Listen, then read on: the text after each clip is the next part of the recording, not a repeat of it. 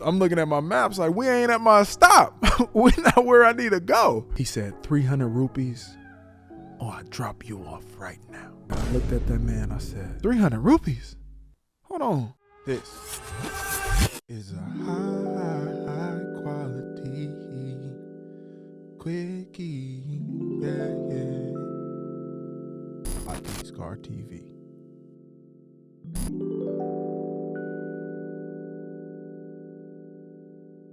And we are back with another high quality quickie, yeah, yeah, by B-Scar TV. And I'm your host, Brennan Scarlett. I appreciate you tuning in. Before we get started, I'd like to just thank you.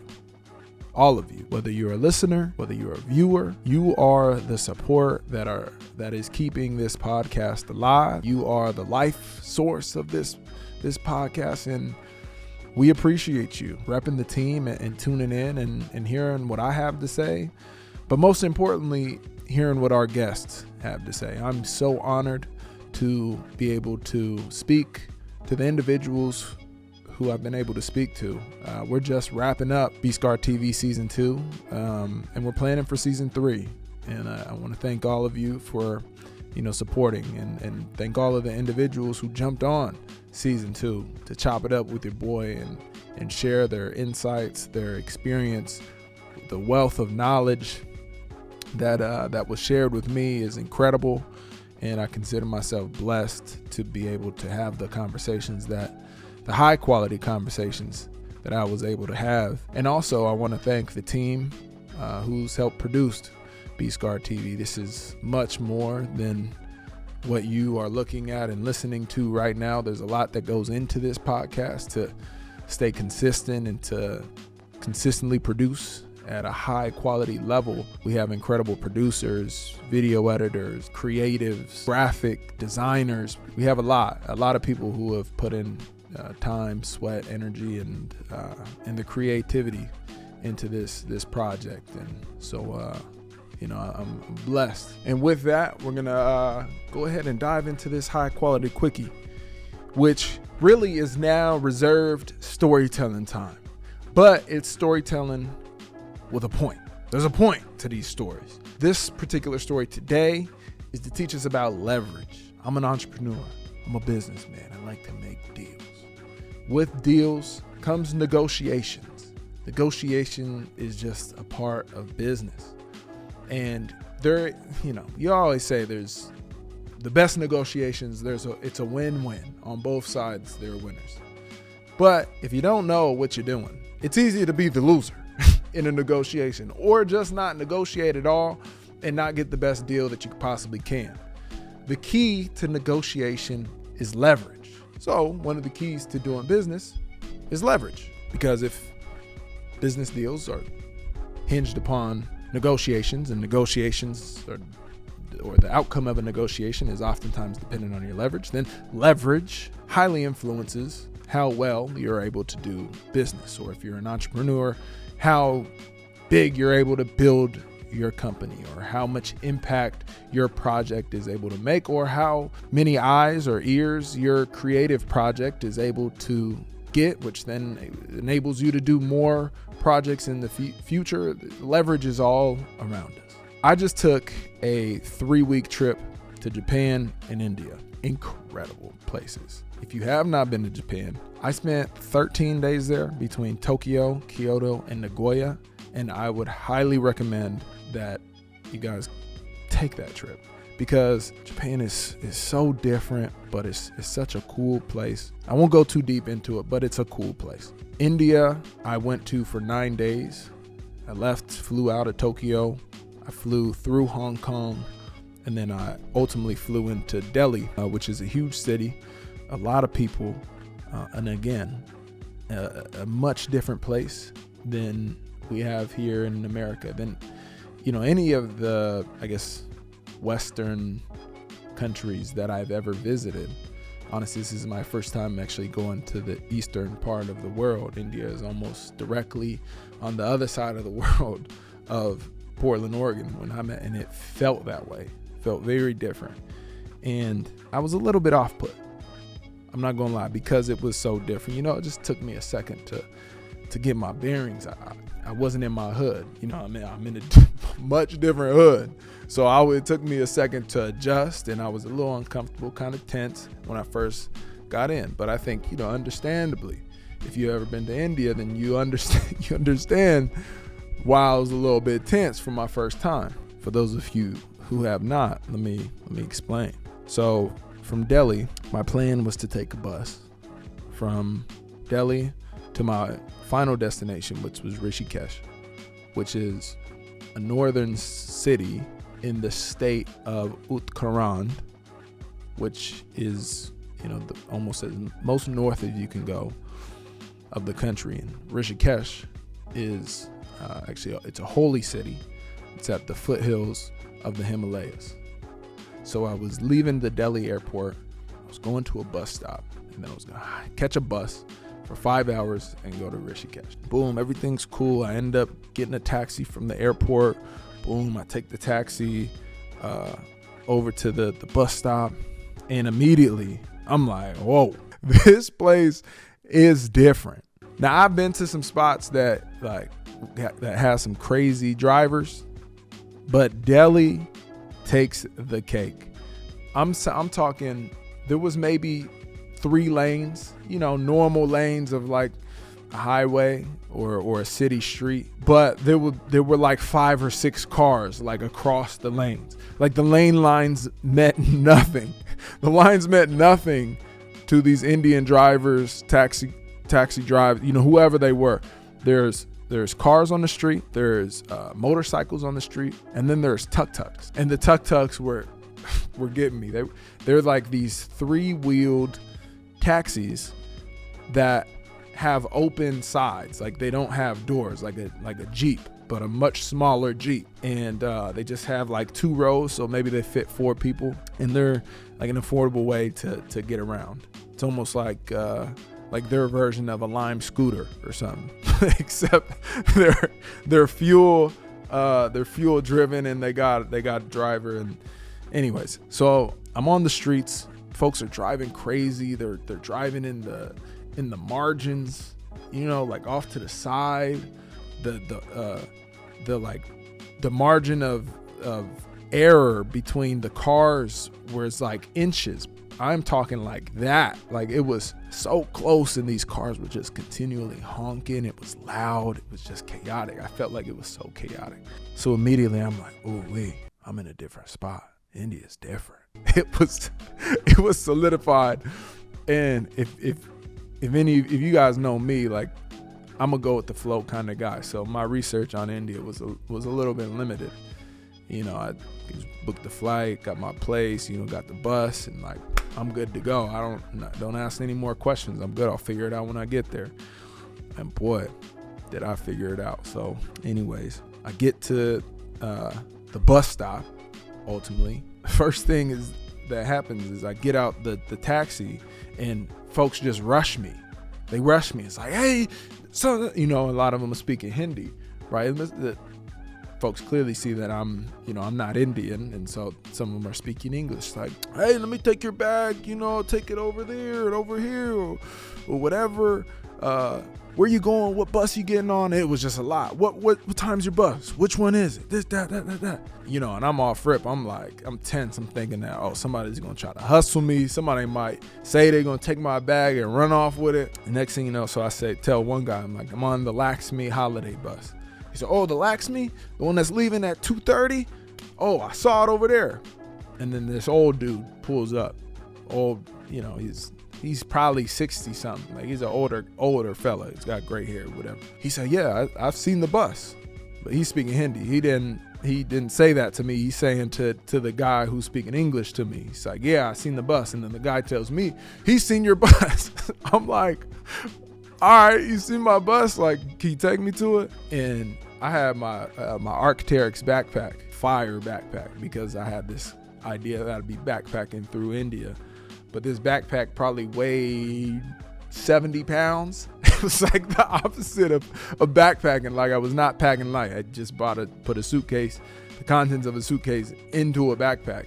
70-pound thing. Like I had to really like haul it. Like it was a it was a chore to get it on to my back. And this old dude took my bag, and I kid you not, he put it on his head.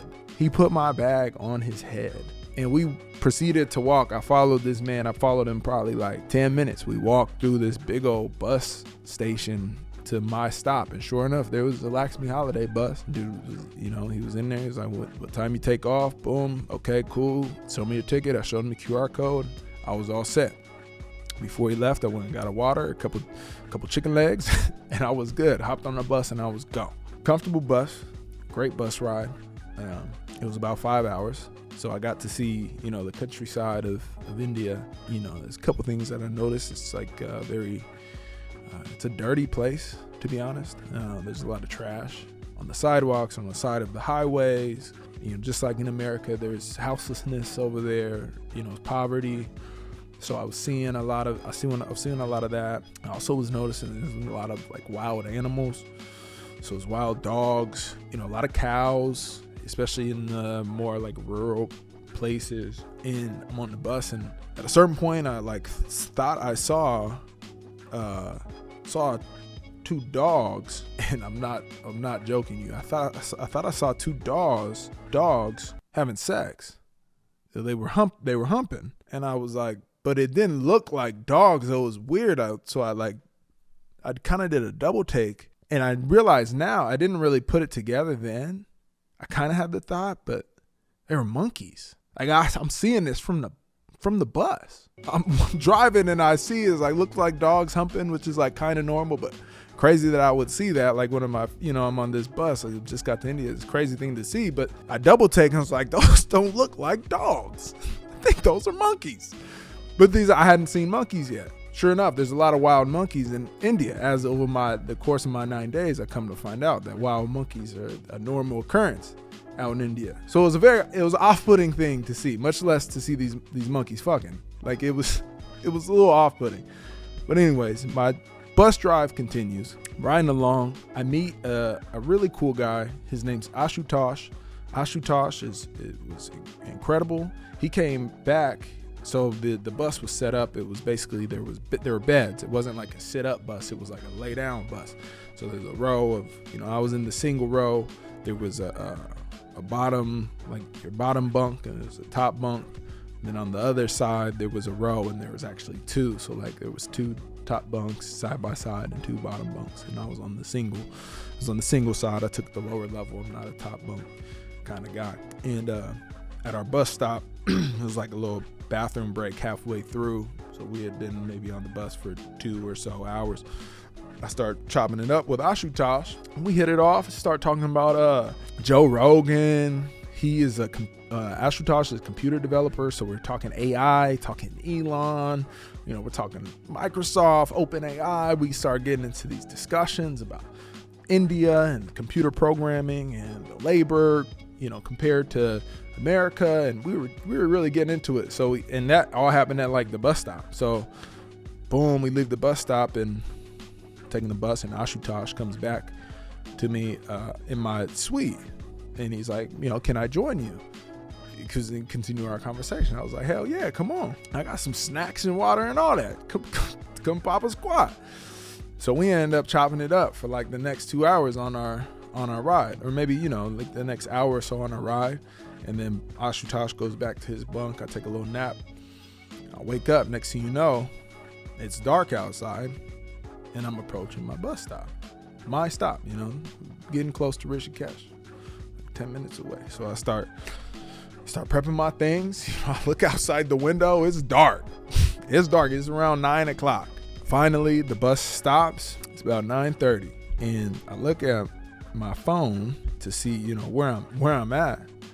The bus stop was about 20 minutes, a 20-minute drive from my final destination, the ashram that I was staying at. I didn't calculate for this. I hadn't planned for this, that the bus stop, I thought the bus stop was going to be like walking distance to my final destination, because I was imagining Rishikesh to be this really small town that you can just like walk and go wherever you need to get to. That wasn't quite the case. So boom, 9:30 p.m. I'm at this bus stop.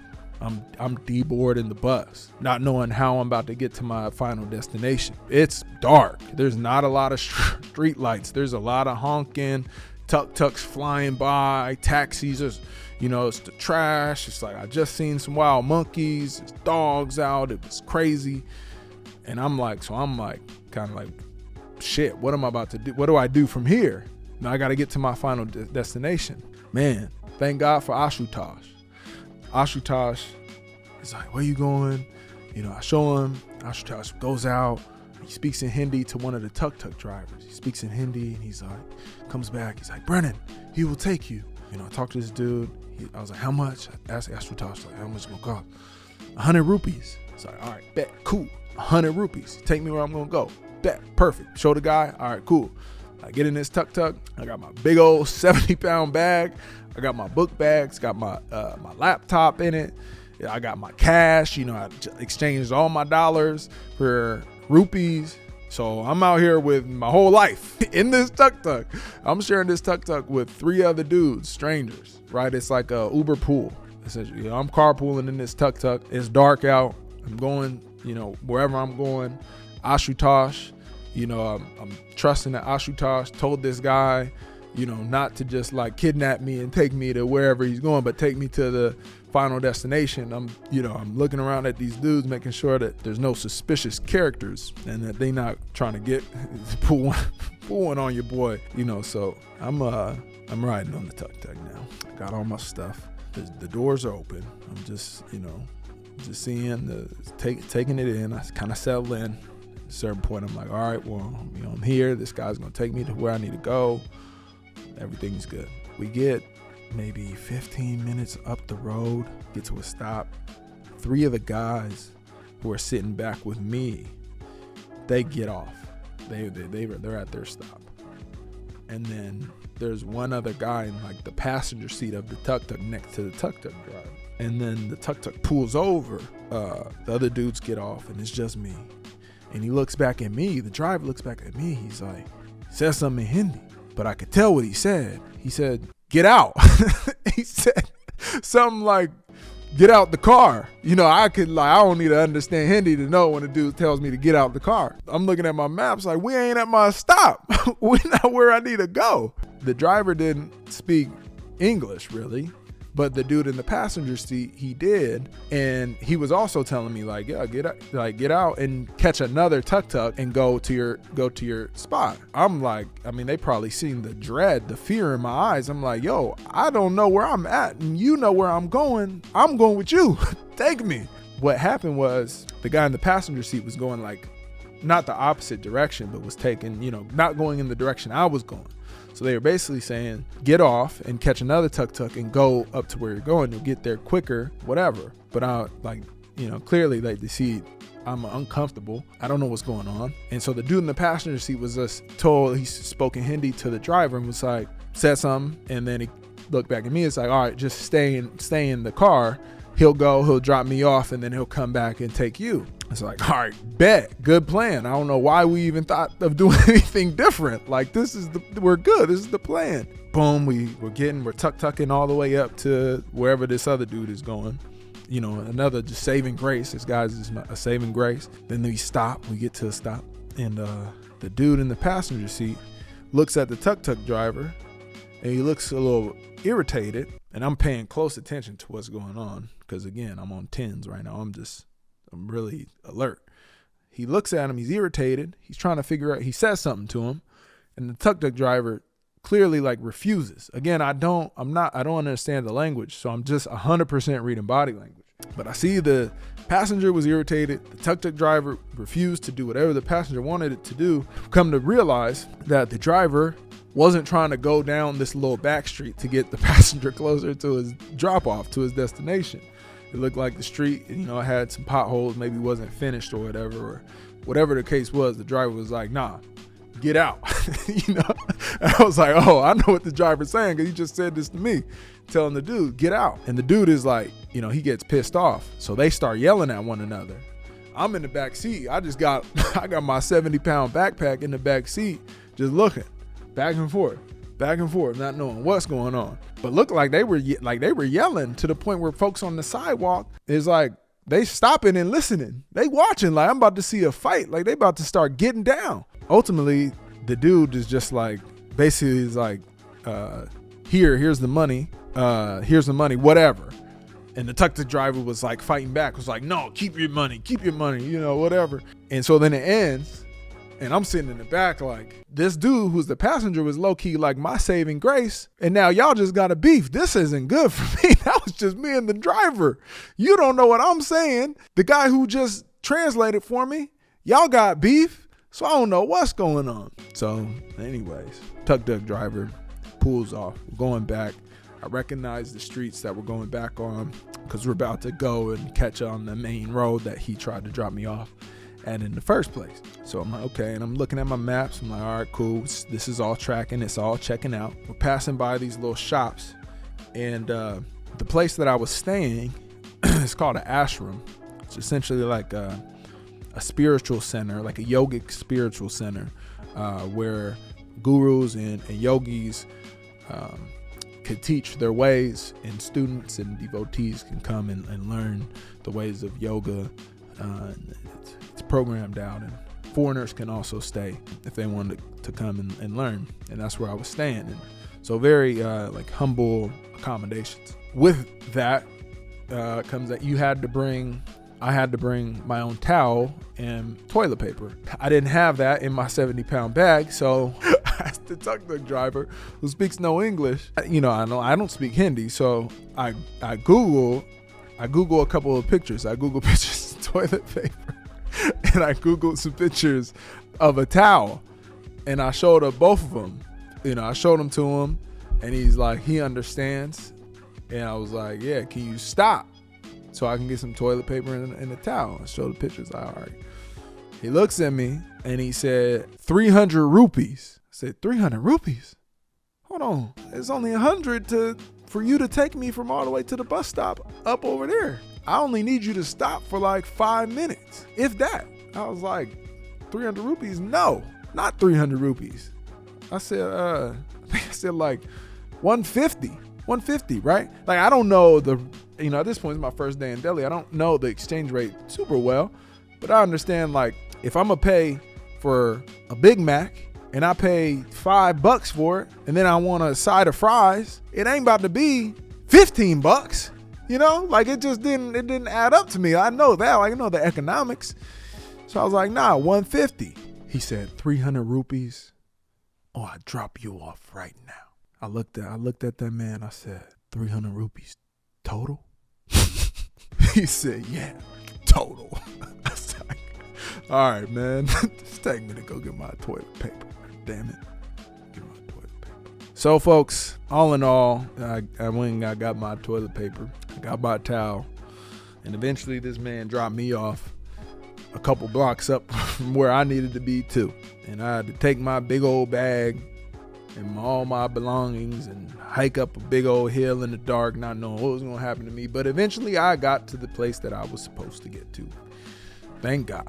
But through the whole experience, I learned a lot about leverage.